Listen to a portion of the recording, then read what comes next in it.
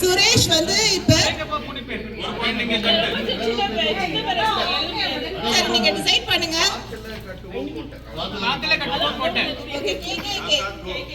ரசம் எப்படி வைக்கிறதுன்னு சுரேஷ் இப்ப சொல்லுவாரு.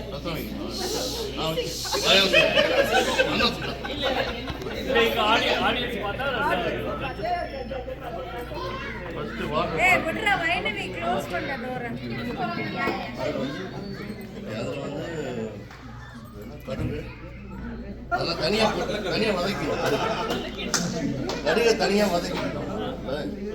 வதக்கிட்டு அதில் கொஞ்சம் காரம் வெங்காயம் போட்டு மிளகா அதெல்லாம் போட்டு அதெல்லாம் தனியாக வதக்கிட்டு அதை ஹாட் வாட்டரில் போட்டு மிக்ஸ் பண்ணிட்டு சால்ட்டு போடணும்.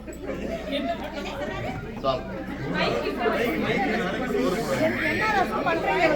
என்ன ரசம்? ஏதோ ஒரு ரசம்னா முடிஞ்சாதான் தெரியும்.